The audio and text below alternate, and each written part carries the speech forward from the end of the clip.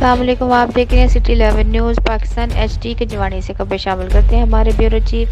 حسین حیدر رشید کی رپورٹ کے مطابق کجوانی میں 4 نامعلوم مسلح ڈاکوؤں نے اہل خانہ کو یرغمال بنا کر لاکھوں روپے نقدی اور طلائی زیورات لوٹ لیے۔ مزاحمت پر اہل خانہ کو تشدد کا نشانہ بنانے کے بعد کمرے میں بند کر دیا۔ پولیس تھانہ گڑھ کا عملہ ڈاکوؤں اور چوروں کی سرگوبی کی بجائے خوب غفلت کی نیند سو رہا ہے۔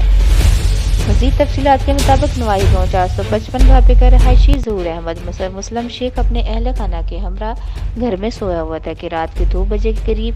4 نامعلوم مسلح ڈاکوؤں نے گھر میں گھس کر اہل خانہ کو یرغمال بنا لیا اور کمرے میں بند کر دیا اور گھر کی تلاشی لیتے ہوئے 7.5 لاکھ روپے نقد اور 7 تولے طلائی زیورات لوٹ لیے اور گھر میں موجود خواتین سے بدتمیزی بھی کرتے رہے۔ نامعلوم ڈاکوؤں نے گھر کی تسلی بخش تلاشی کے بعد فرار ہو گئے۔ جب 15 پر کال کی گئی تو پولیس تھانہ گڑھ کے اہلکاروں کی سستی کے باعث DSP تاندیا والا،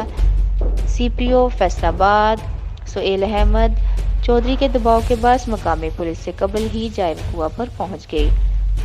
اور لوٹے ہوئے اہل خانہ کی داد رسی کرنے کی کوشش شروع کر دی، جبکہ SHO تھانہ گڑھ عاطف نواز نے موقع پر پہنچنے کی زحمت بھی گوارا نہ کی۔ DSP نے موقع واردار پر فنگر پرنٹ لینے کی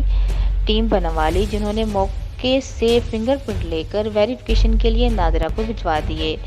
واضح رہے کہ اسی گاؤں کے اسی محلے میں ایک ہفتہ قبل بھی واردات ہو چکی ہے اور اہل خانہ کی داد رسی تو ایک طرف نامعلوم ڈاکوؤں کے خلاف بھی FIR درج نہیں ہو سکی۔ عید الاضحیٰ کے موقع پر تھانہ گڑھ کی حدود میں چوری ڈکیتی کی بڑھتی ہوئی وارداتوں نے عوام میں غم و غصے کی لہر پائی جاتی